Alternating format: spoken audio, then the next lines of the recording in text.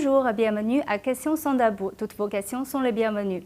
Aujourd'hui, j'ai choisi ce sujet, l'affrontement militaire récent à la frontière entre la Chine et l'Inde.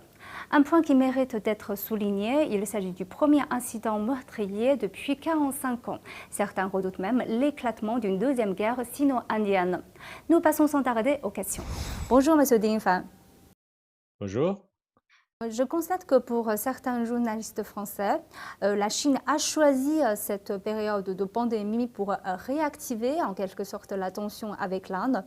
Et cet incident s'agit surtout d'une démonstration de la force de la part de la Chine. Que répondrez-vous à cela? C'est un peu ironique que la Chine ait choisi ce moment crucial de lutte contre la pandémie pour provoquer l'Inde. D'ailleurs, il suffit de lire la déclaration du Premier ministre Modi pour se rendre compte que la Chine n'a rien fait. La Chine a réagi un peu à la pénétration des soldats indiens sur le sol chinois.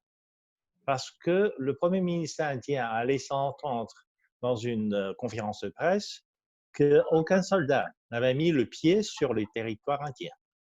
Autrement dit, s'il y avait un conflit, s'il y avait un incident, j'appelle ça plutôt un incident, c'est parce que les soldats indiens ont pénétré le territoire chinois. Et les soldats chinois ont réagi un peu à leur pénétration. Voilà, un incident est arrivé. C'est tout simplement à cause de ce genre de choses. On sait très bien que les soldats indiens ne sont pas toujours très disciplinés.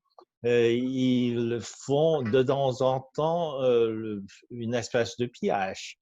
Lorsqu'ils ont vu des temples qui sembleraient un peu vidés par des soldats chinois, ils voulaient aller voir un peu ce qu'il y a pour essayer de ramasser quelque chose. Et là, ils se sont heurtés à une résistance des soldats chinois parce que dans les tentes, il y avait tout de même quelques soldats chinois. Ça veut dire que vous voulez dire que c'est une affaire hasardeuse? C'est une affaire complètement intentionnelle. C'était une affaire ordinaire, comme les soldats indiens ne sont pas toujours très disciplinés, et qu'ils sont tentés par toutes sortes de choses impossibles, Mais imprévisibles. il y a deux morts. L'incident s'est passé en pleine nuit. Et les soldats chinois ont découvert cela, et ils ont réagi.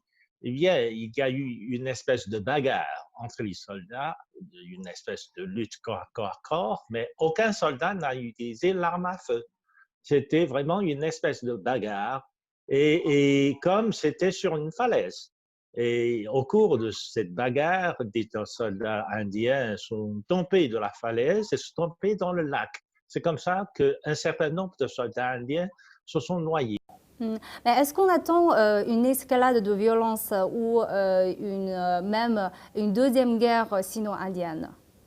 Je n'y crois pas, je n'y crois pas du tout, parce que vu la déclaration des dirigeants indiens et des dirigeants chinois, il y a aussi une conversation téléphonique entre le ministre des Affaires indien, le ministre et le conseiller d'État et ministre des Affaires chinois.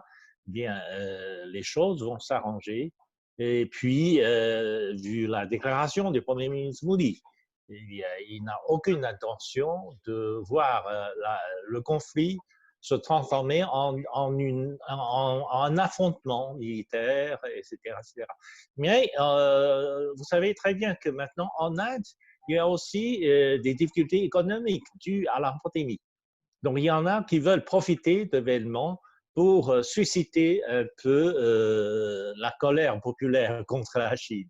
Et c'est ce genre de phénomène qui est arrivé un peu partout dans le monde, aux États-Unis aussi, dans quelques pays européens aussi. Il y a des hommes politiques qui veulent profiter de l'événement pour essayer de faire endosser la responsabilité à la Chine.